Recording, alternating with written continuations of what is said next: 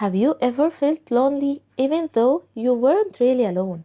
Maybe you were surrounded by friends, family, or even strangers, but somehow deep down you still felt disconnected.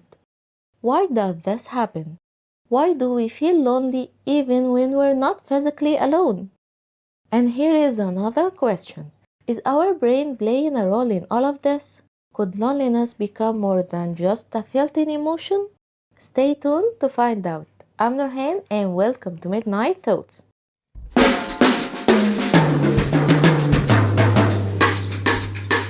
In today's video, we'll explore the fascinating science behind loneliness, how our brain creates and amplifies this feeling, and what we can do to overcome it. Stick around, you might be surprised by what you learn. What is loneliness? Let's start by understanding what loneliness really is.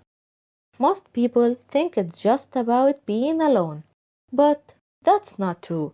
Loneliness is actually a feeling of being emotionally disconnected. You can be surrounded by people at a party, at work, or even at home, and still feel lonely if you're not connecting on a deeper level. Here is a surprising fact. Loneliness doesn't depend on the number of people around you. It depends on how connected you feel to them. So even in the busiest places, loneliness can creep in. So why do we feel lonely in the first place? Is it just an emotional reaction or is something else going on? The answer lies in your brain. Loneliness is not just about the heart. It's deeply tied to how our brain perceives social interactions. Neuroscientists have discovered that certain areas of our brain, like the prefrontal cortex and the insular cortex, light up when we feel lonely. These parts are responsible for processing emotions and social connections. Here is where it gets fascinating. Your brain is constantly scanning your environment to assess your social connections. If it senses a lack of meaningful relationships, it sends signals that trigger feelings of loneliness. It's almost like an alarm system designed to push you to reconnect with others. But why would our brain do this? It's because of evolution. Back in ancient times, humans needed strong social bonds to survive.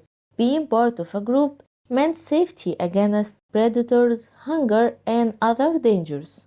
So, our brain evolved to make loneliness uncomfortable, encouraging us to seek out companionship and stay connected. Is loneliness good or bad? Now, you might be thinking, if loneliness is an evolutionary response, does that mean it's actually good for us? Well, yes and no. In small doses, loneliness can be helpful. It's like your brain's way of saying, hey, you need to reconnect with others. But if loneliness becomes chronic, it can turn harmful. Here is a shocking statistic.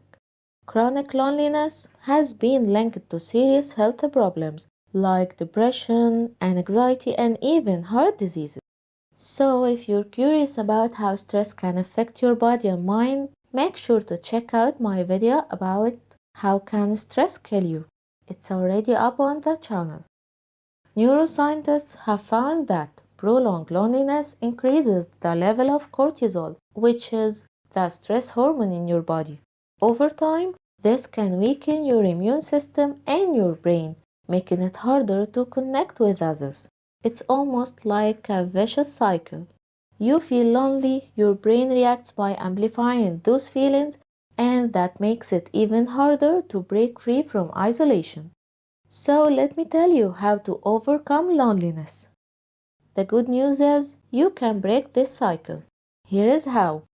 First, recognize that loneliness is a signal, not a permanent state. Just like hunger tells you to eat, loneliness tells you to connect, so don't ignore it. Second, take small steps to rebuild connections. This could be as simple as calling a friend, joining a group, or even volunteering. Third, focus on building quality relationships. Your brain craves meaningful connections, not just surface level interactions. Finally, take care of your mental health. Practices like journaling or therapy can help you understand and manage your feelings better. And here is an interesting tip. Did you know that one of the most important benefits of prayer is that it completely eliminates loneliness? How can you feel lonely when you're praying? Prayer creates a strong connection between a person and their creator. So if you ever feel lonely and don't know how to overcome it, you can always pray. Remember, loneliness isn't a weakness. It's just your brain trying to guide you back to connection. And if you're struggling, take it one step at a time. You're never truly alone. What about you? Have you ever experienced loneliness even when you're surrounded by people? How did you overcome it? Share your thoughts in the comments. I'd love to hear your stories.